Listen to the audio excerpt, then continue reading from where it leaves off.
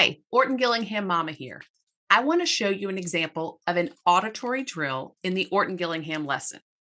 I use the same cards from the visual drill, but this time I don't let my students see them. I dictate one sound at a time. My student echoes and spells all the different spellings she has learned up until this point for that sound. Let's get started. Ng.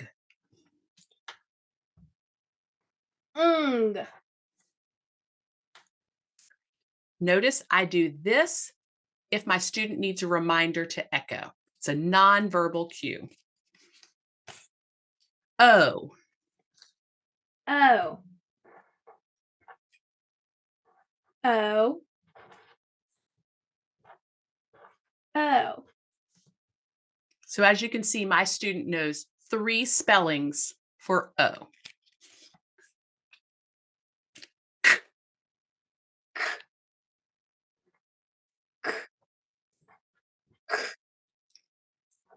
And Good. Those are the 3 spellings for that she has learned up until this point and in the order of frequency. Ch. ch. Ch. And ch. A. A. A. A. A. A. E. E. E. E. E. Great job. I. I. I. I. I. I. Sh.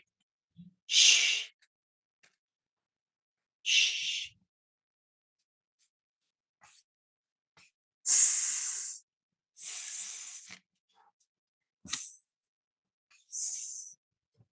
Great job. Now, before your student ends with this, make sure your student goes back, touches each sound, and says them again. For example, she'll track underneath. Ng, O, O, O. For older students, you might just have them say it once. O. Okay. Now you try it. Ng. O. O. O. And that's great. Try to track under so you can see each grapheme. Ng. O. O. O. K. K. K.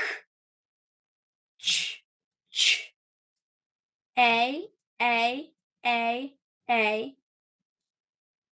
E. E. I. I. I. I. Sh. S. S. Great job.